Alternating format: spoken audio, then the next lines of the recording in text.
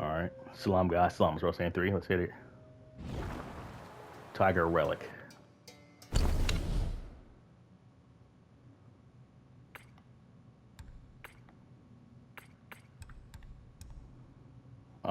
Using the gore model increases critical hit chance for a short duration.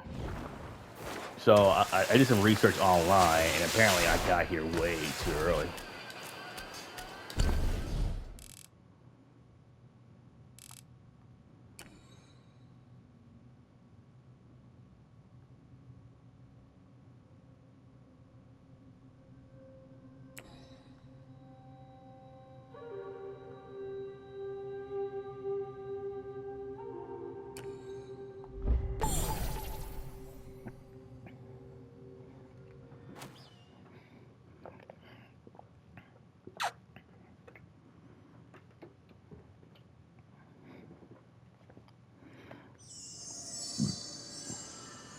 Wait, he literally tested me. He literally tested me. He literally tested me. He literally tested me. He tested me. He literally tested me.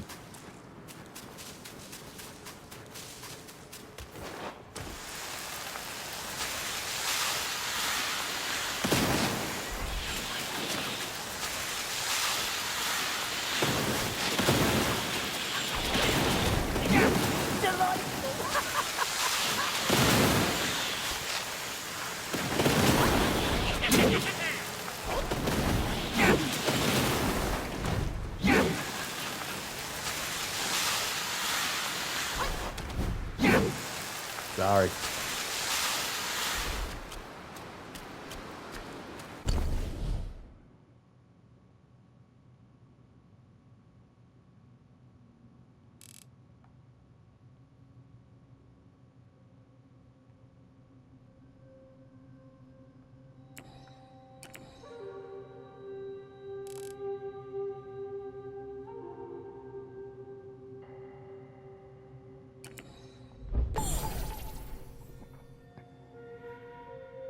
I actually have a lot of severe mental health issues, man.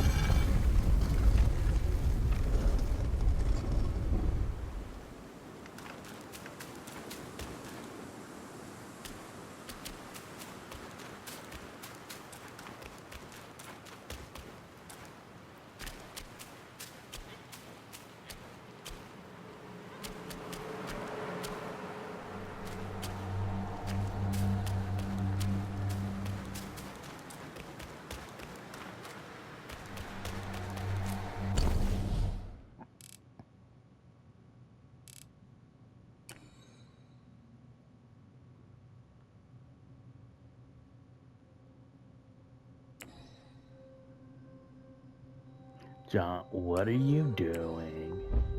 No. What are you doing?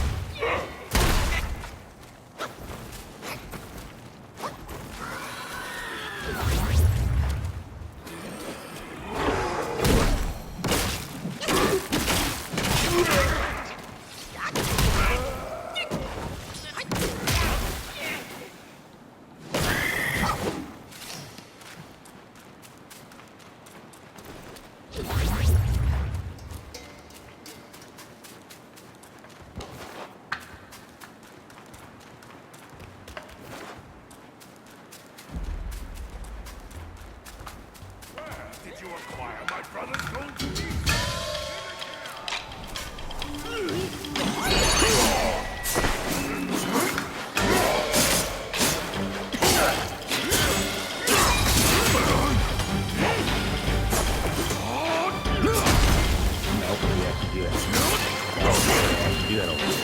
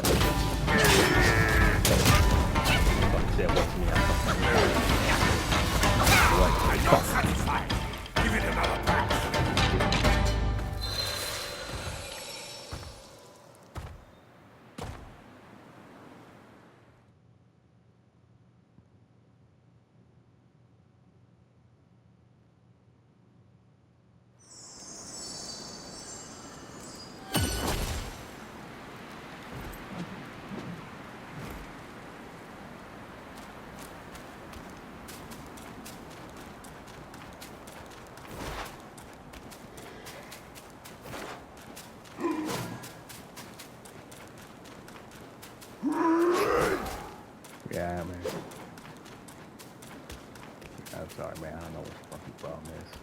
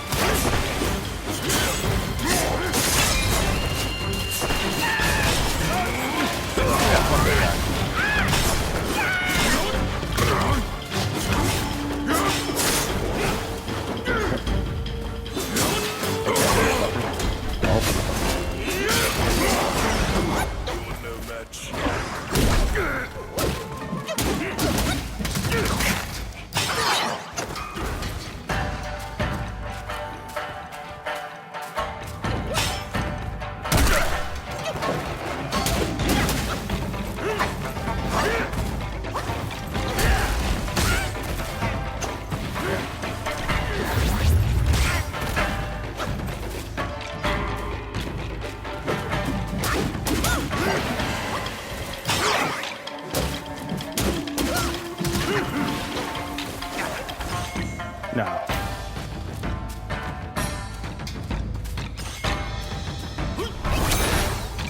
Sorry.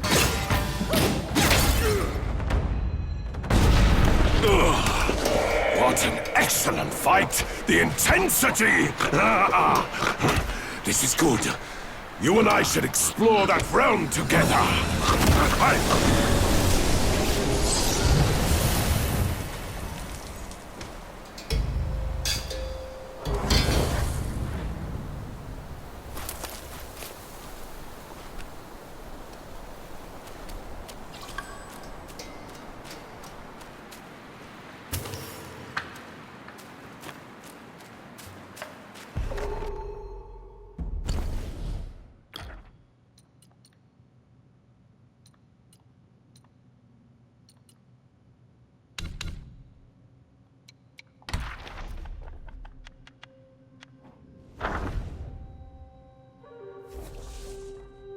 Yo, rope squire, in silken robes that flutter bright, a long-snouted guy with eyes alight, drunk with joy, he sleeps on tombs forlorn. His spirit and armor gleam like dawn. When ye searing sun of vast ways, a headless monk and yellow rope squire rest together under a withered tree. The monk plucked at the strings of his sanction, his body swaying gently and fro. Enough, said the squire, rousing himself. Let's have some peace. The monk's hand still. He edged away, then raised his fucking hand to strum again.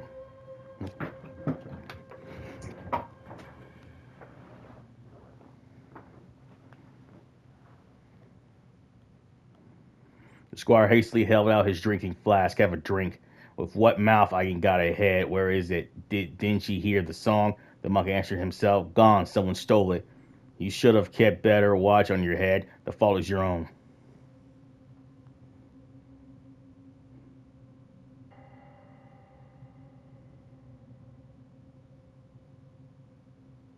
The monk turned away, making no answer. The squire drew a piece of gold from his robe and showed it to the monk. Though he had neither head nor eyes, the monk warned, mind how ye swing about such a prize. Could have the feast, eyeing ye. The squire waved a hand. I don't have to worry. I'll come for you if it's filch. You're the only one I've shown it to. If it's gone, you will be the culprit.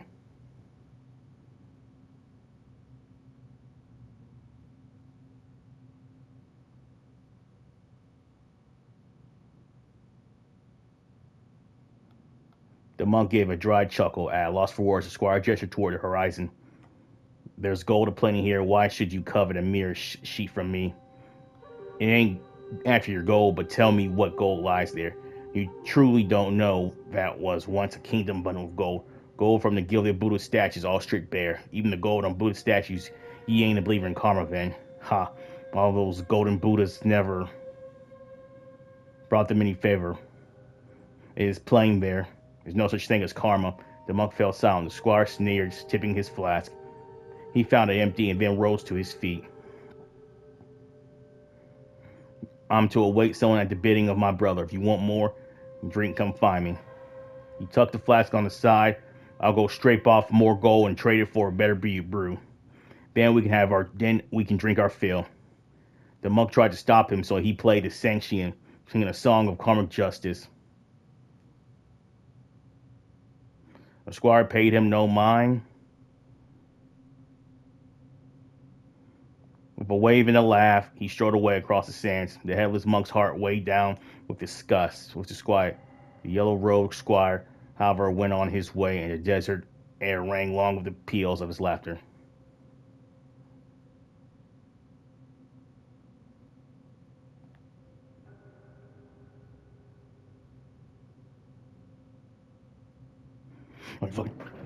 Oh.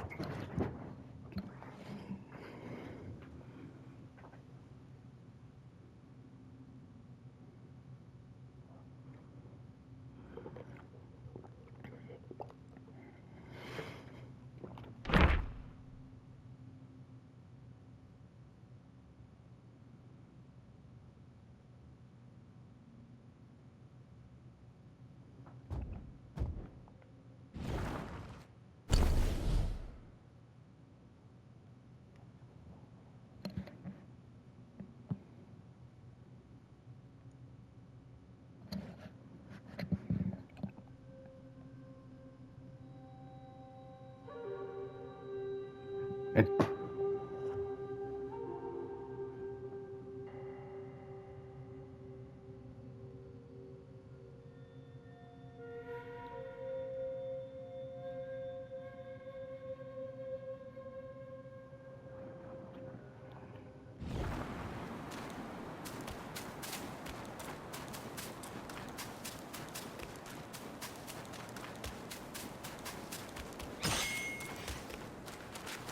I could have already gone through in here.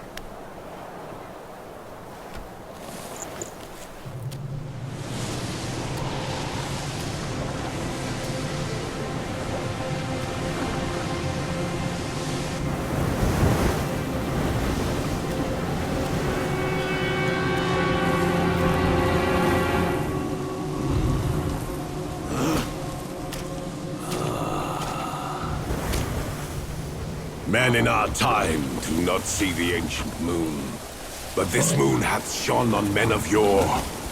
Behold! Be it the realm of sunset or the realm of gold, It's but an echo of the past. Legends speak of an ancient, colossal beetle in these sands.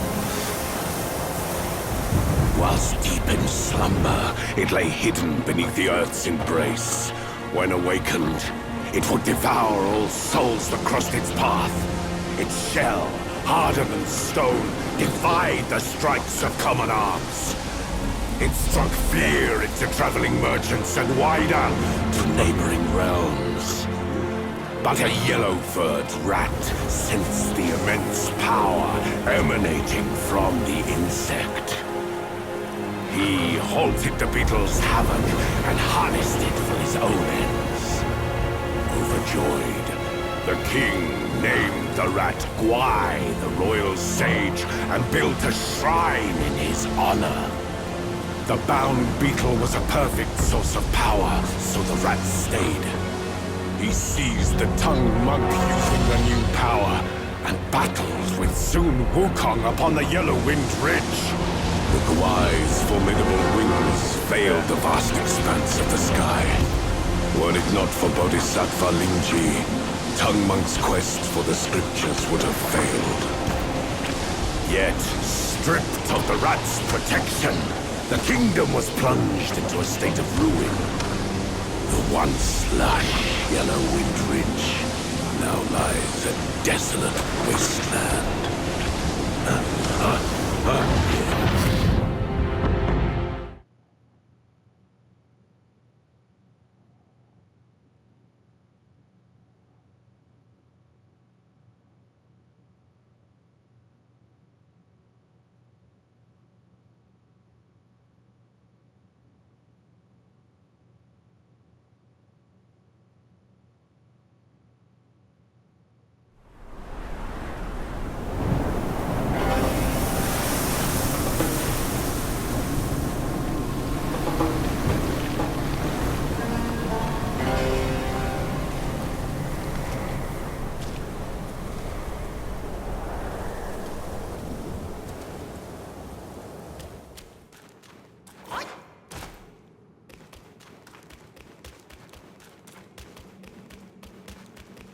You ever, this is strange, yeah. You ever find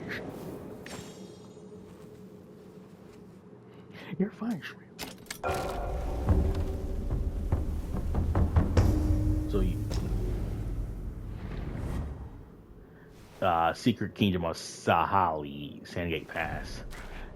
You know, yep, that's where I get some shit, yeah. And this is what happens, yep, yeah. And it always, You, traveler, back to where you belong, or meet your end here. I am the vanguard of the Yellow Wind King. I patrol this land by royal decree. A Yaoguai lurks in these sands, a scourge to the common folk. Our king seeks to subdue it. Commoners must not intrude.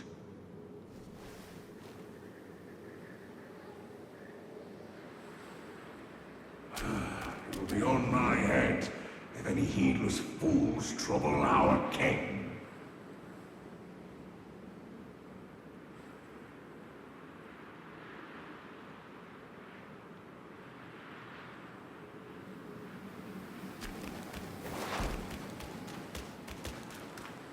You scorn my words?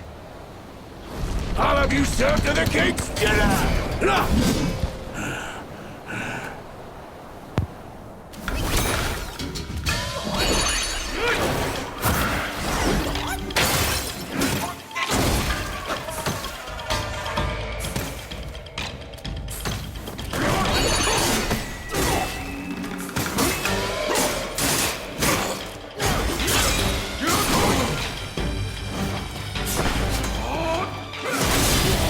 Guy's weak. What pay to all that stuff?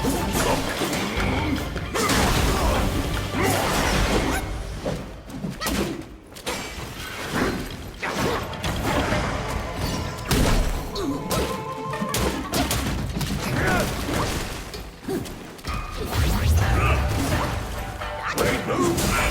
Surprise strike!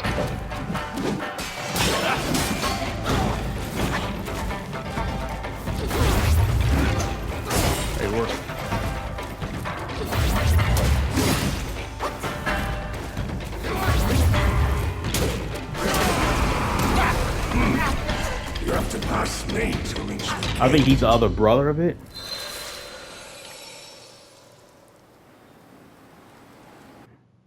He's...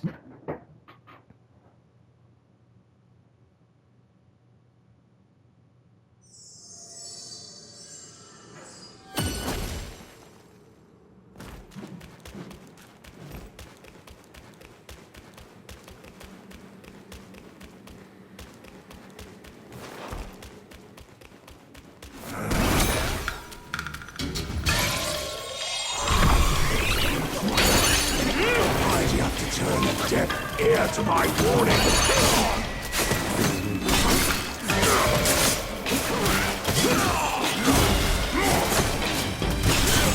You know, Bob?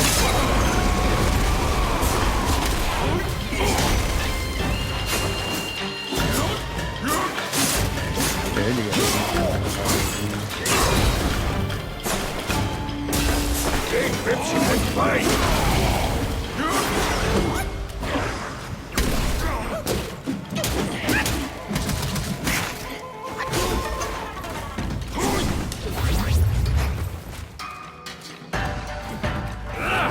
While I stand, none shall pass.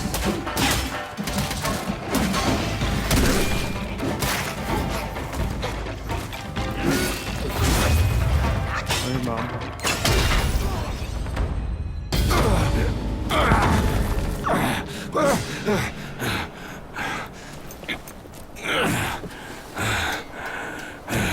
Such fierce staff work. You wield grand might. Brave soul, why not use this might to aid my king's good deed?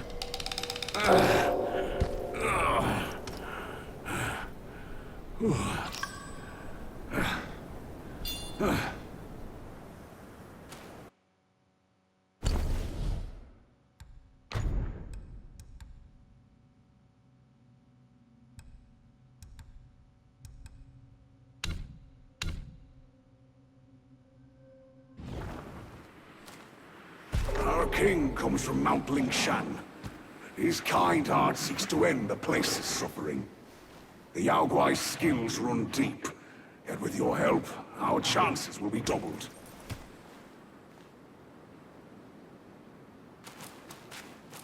The king is just ahead. With my meager skills, I cannot join you. Please, go aid him quickly. Truth be known, being a father of two little ones, my life is not mine to give. Worry not, the Yellow-Winged King is a noble disciple from Mount Lingshan. Go and meet him. A good karma awaits you there.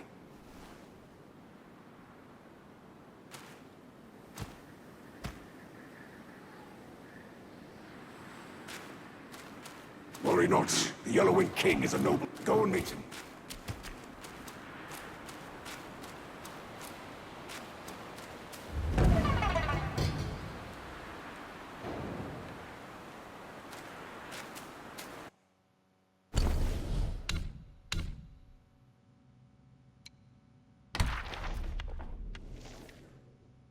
What's the difference between this tiger?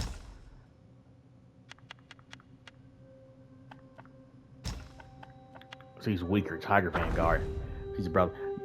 Gathering strength with a mighty roar, transforming stones, launching surprise once more. Although general of a heart so bold, a noble fire lost in the age of old. The Tang monk and his two disciples pressed on. Before half a day passed, they came upon a towering peak. Dire to behold as they gazed upon it. There arose a tumult of wind, and from the mountainside leaped a tiger, dabbled in fierce, his tail lashing in the wind. I am no common beast, it roared. I am the vanguard of the Yellow King. By order of my liege, I patrol this range and seek out mortals to serve as side dishes for his brews. The Yaguai closed in with a flurry of calls aimed at Baji's face. Nice name. Wukong whipped out his staff with a shout, take him. I hate them so much. I hate y'all. I hope I die. Baji rallied his courage, and the Yao Guai fell back in disarray. Panic, it sloughed off his skin and draped it over a tiger-shaped rock. Loose from its flesh, it transformed into a screaming gale and raced back to the mountain road. And there it found the Tang monk chanting its sutra. And thrice the tiger seized the monk and bore him away on the wind. The tiger brought the monk to the mouth of a cave, and stealing the wind, spoke to the guard. Tell this to our master. The Tiger Vanguard has captured the monk and awaits the king's decision at the gate. The guard rushed in to report. Out came two tiger cubs who hailed the Vanguard as their father and made their courtesies. The older cub asked, "Where did you find this pale-faced monk?" The Vanguard laughed. "A stroke of luck. I was patrolling the mountain and chanced upon him." The young cub, overjoyed, said, "Well done, father. Teach me how you did it someday." Even as they spoke, the master of the cave sent word, "Bring him in, along with his sons." The Tiger Vanguard presented the Tank monk before his master. "My king," the Vanguard began, "I was honored with your command to patrol the mountain. By chance, I came across a monk, none other than the Tang Emperor Stormbrother Tang monk, bound for a journey to the west to seek the scriptures. I seized him and now offer him to grace your table." The master, surprised, demanded the full tale. The Vanguard knelt one side and recounted the fight. Holds said the cave master, "We do not judge. We do not eat him just yet." The Vanguard protested, "My king, it is against our nature to refuse the food before us." But his master replied, You do not understand. You do not understand. Eating him would be no great matter. But if here two disciples of his will come clamoring at our gate, it is safest to bind him to the wind rest post in our rear guard. Wait 3 days or 5. If his disciples do not come to our gate, we will boil, steam, fry, or roast him at our leisure. There is no rush. The Vanguard rejoiced. "Wise beyond measure, my king, wise indeed." The two young tigers followed their father out. The elder master has always devoured mortals without a second thought. There should be something he left unsaid.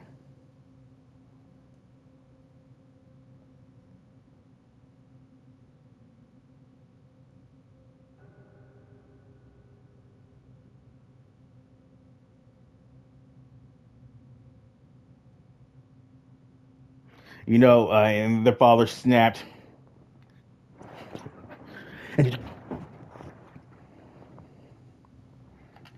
Masters always devour mortals without second thought. There should be something he left unsaid. The younger added. He seemed almost afraid of that mortal, their father snapped. "You know nothing of the powers of our master. Long seasons have I served him. How could he shrink before any other?" The brother exchanged glances but said no more. Scarcely half a day had passed when the master sent for them again. It was Sun Wukong challenging upon their gate. The Tiger Vanguard requested to face him. But the master demurred. "I fear you cannot prevail against him. You may well be wounded, and you must not then impute blame upon them."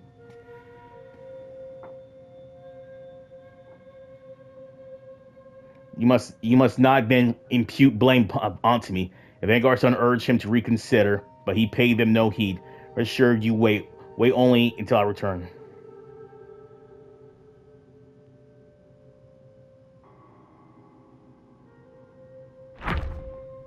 Okay.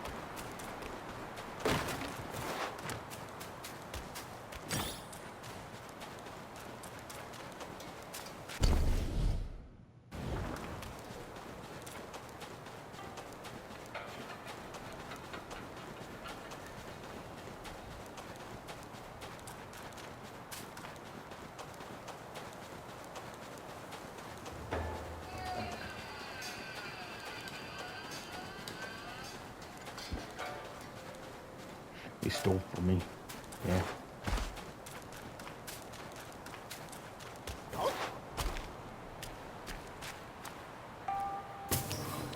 You go.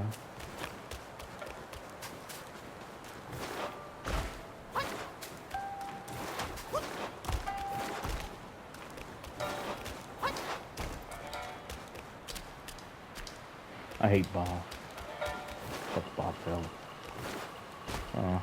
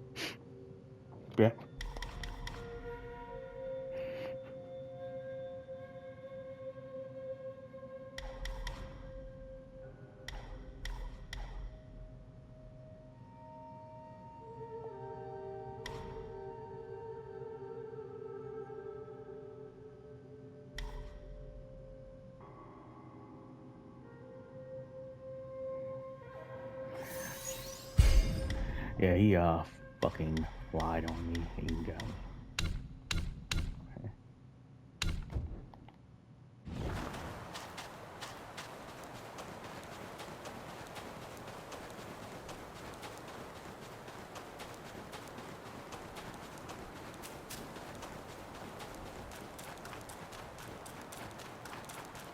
He told me please. And I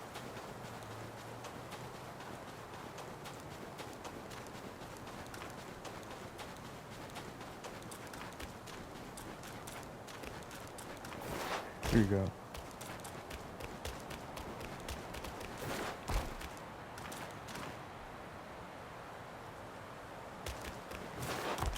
You fucking foul.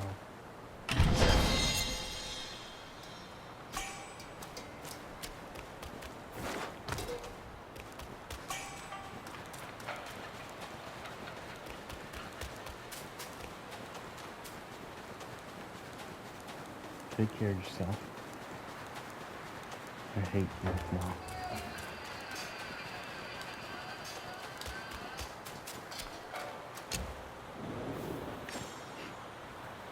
Yeah, there's a guy I didn't like years ago. He stole from me.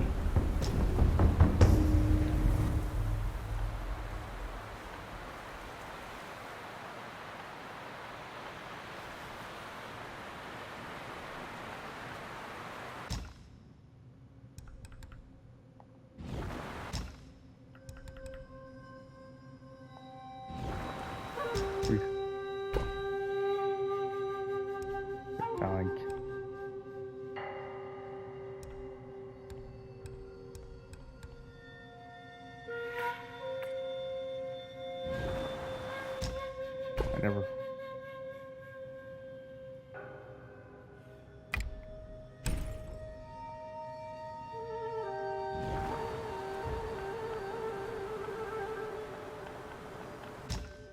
Piss his fucking pants, loser.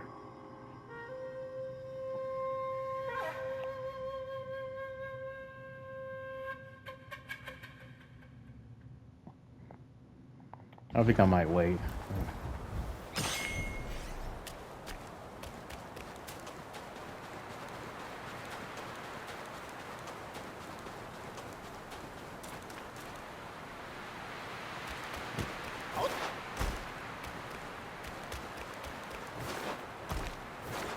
You shot him in the goddamn head.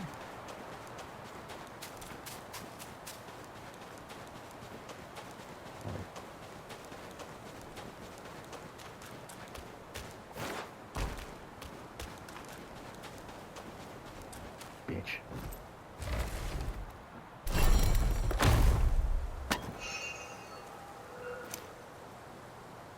Your chick is damn.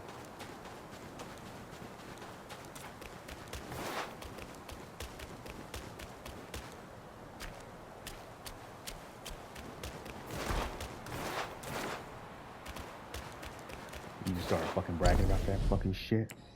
About that shit.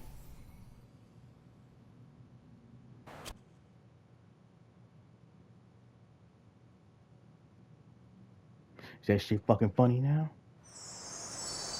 Cause you started bragging about the shit. Get outside.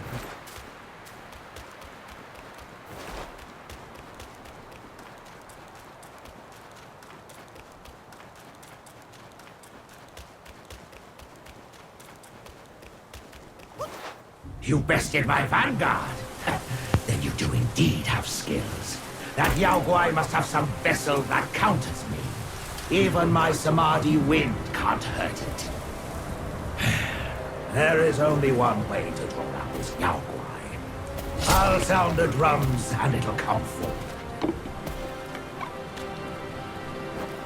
If you are willing, I ask you to seize its vessel at the right time.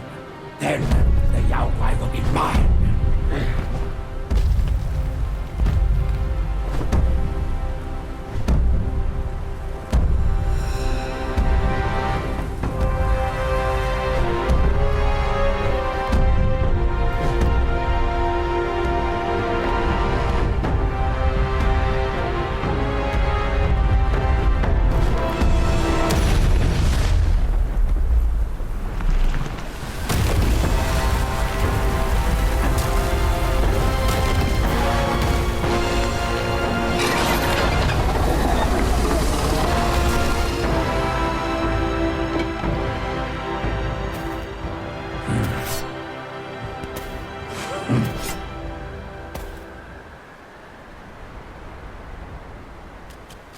Here, at the western end of the world, each day the sun sets and boils the sea.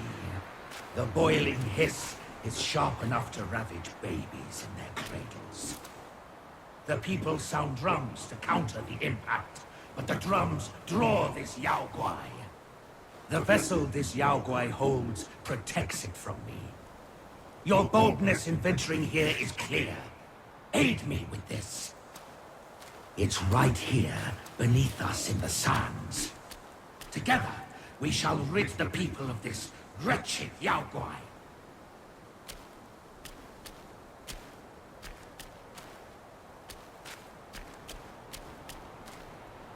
It's right here, beneath...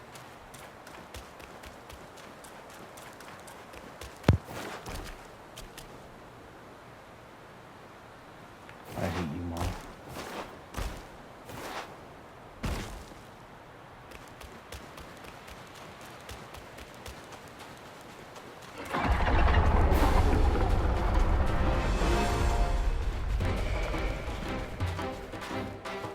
What's the sound?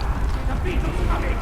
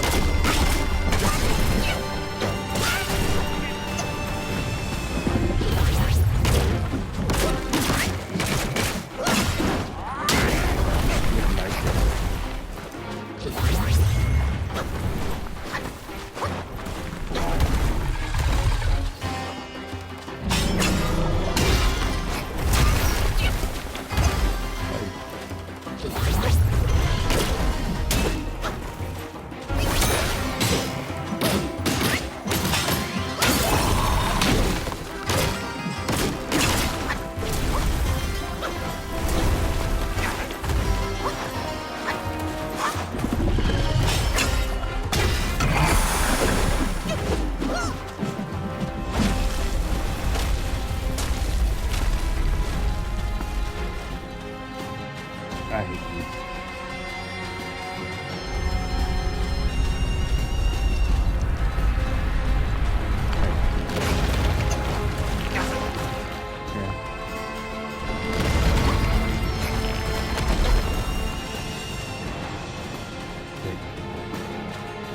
How do I even beat this shit? The internet itself.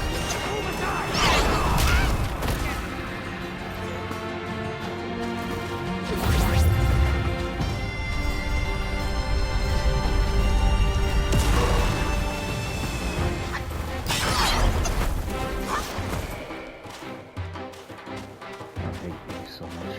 Hiding like a coward again? I will make you tougher.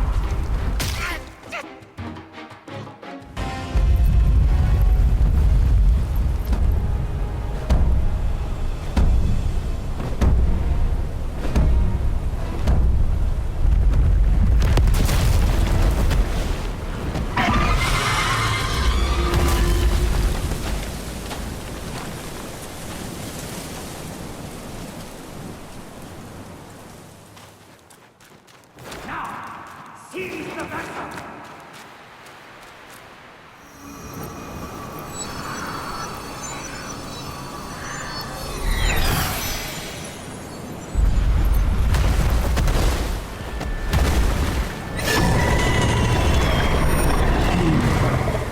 I'll join you!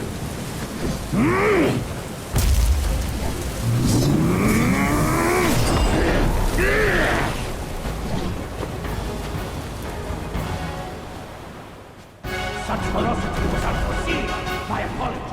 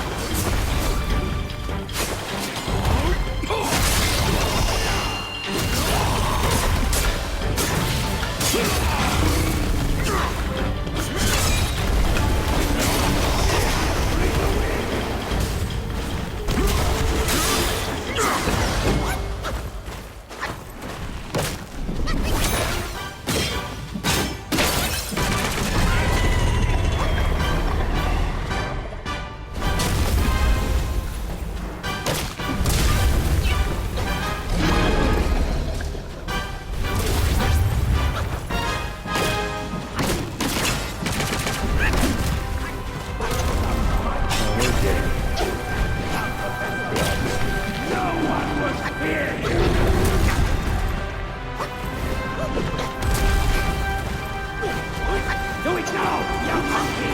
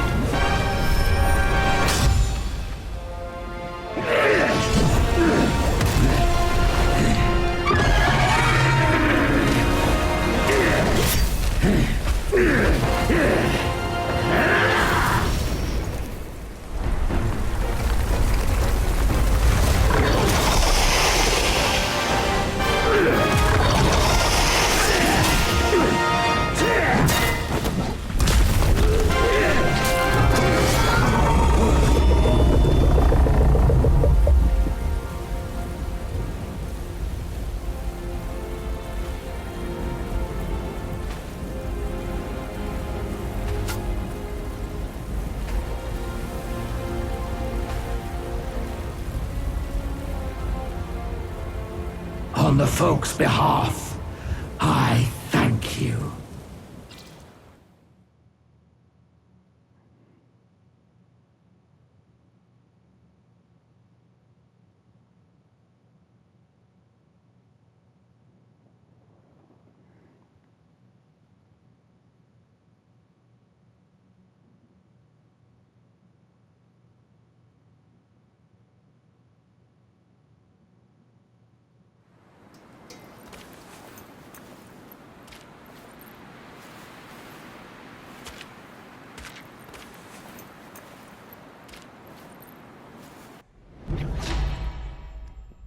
Wind came around by the Boo's Cree. Here subdued Yellow Wind Guai.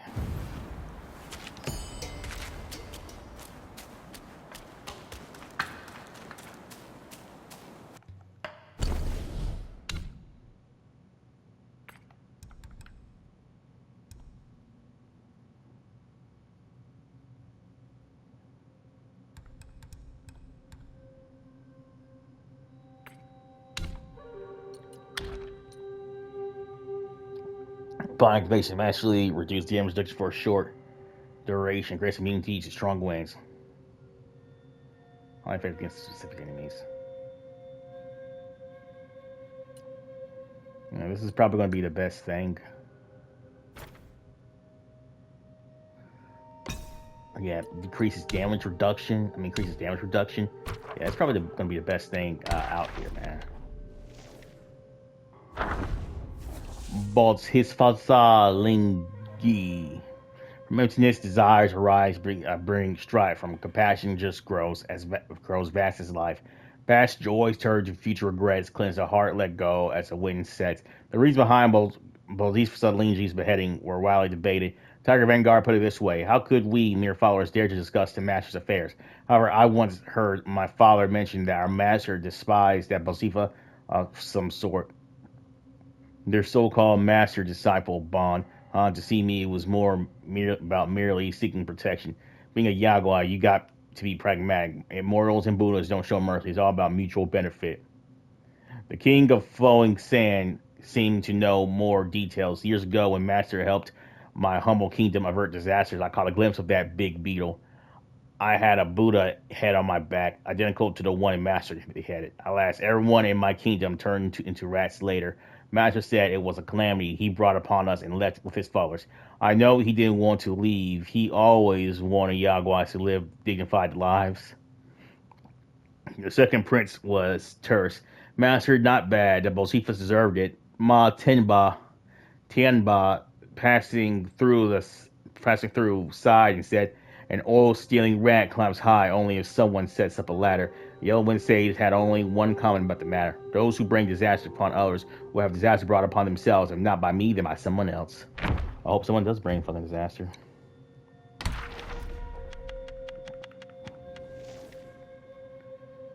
Fubon. Armored strong with horns that rise, burying brings endless human cries. A Buddha's head, as it seems, one side a saint, the other a fiend. The kingdom of flowing sands, abundant with gold, marked the sun's daily demise. The sun, truest of fires, plunged into the western seas, and the waters boiled and hissed at its touch. Each dusk, as the evening bell tolled, the king sent men to the ramparts, where they beat upon a great drum and sound clarion calls, thus neutralizing the noise of the seas, which would otherwise be sharp enough to ravage babies in their cradles. This drum, known as the drum of the setting sun, was a gift from the Buddha and granted peace to the common folk. And gradually they filled their land with golden statues to all those enlightened, and the place came to be known as the Buddhist land of gold. As the years passed, the people's reverence for the Buddha grew to overshadow their regard for their secular ruler. This did not sit well with the king of the flowing sands. The chancellor, sensing his displeasure, petitioned for an end to Buddhism, and so the king decreed the raising of temples and the banishment of monks, even the change of the kingdom's name. Not long after, at dusk, when the great drum was struck, a monstrous insect erupted from earth beyond the border. With terrible might, it ravaged the humble villages, leaving untold dead in its wake. From then on, the sound of the drum unfailingly drew that Yaguai from his den to wreak new ruin. The people declare this to be karmic retribution, the result of the king's impiety. The Shastin king halted his suppression of the Buddhist faith and sent armies to slay the creature. Yet what hope had mortal men to prevail against a foe so mighty and dreadful? After a bitter struggle, they could only manage to frighten it back into its lair. Fortunately, there was an enlightened monk, yellow of hair and garb, passing through the land. This righteous soul could not bear to witness woe and injustice, and aided the army in slaying the wicked insect. And gratitude, the king honored him with the title of royal sage, and a monk resided in the kingdom for several years. In time, the royal sage took his leave and resumed his wanderings. Word came that Boziva, well pleased by his worthy deed, had taken him as a disciple. He then founded his temple in Yellow Wind Ridge, See how the world favors virtue, the king often remarked.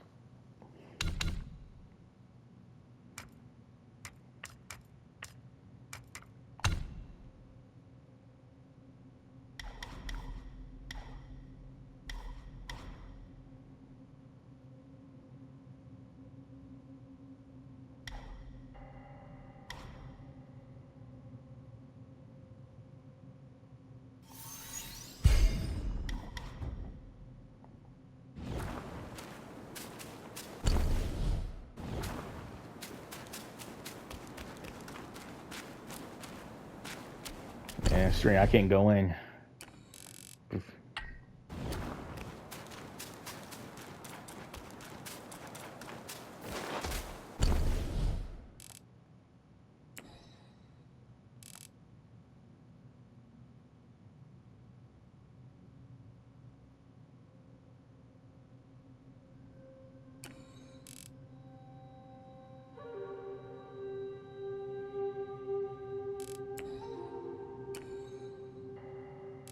I gotta go down here and see what they have down here.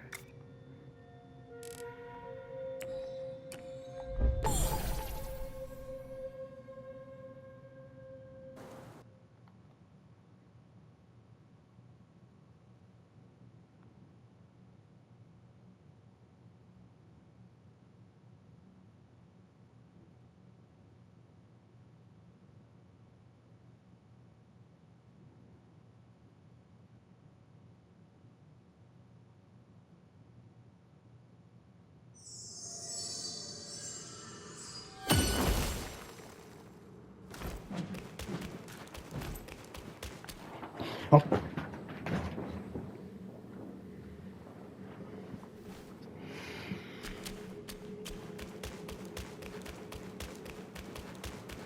Get out.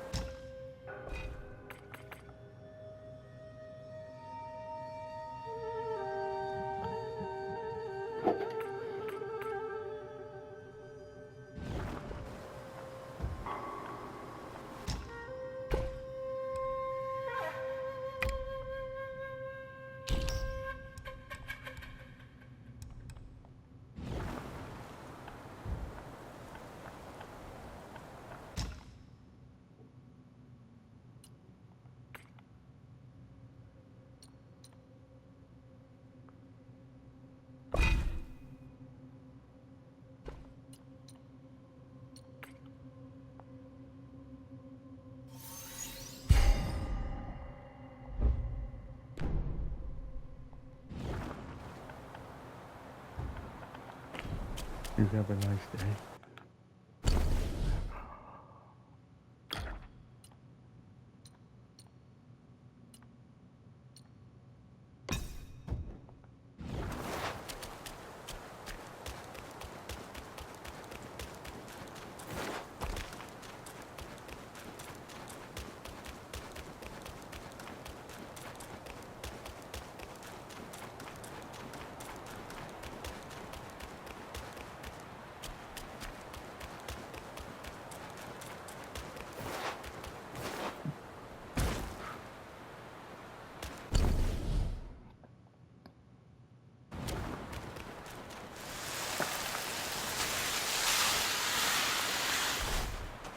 Yep. All right, guys. All right, first one here. Brought to you 3 out. Peace with you. Yeah, see you later, guys. Bye.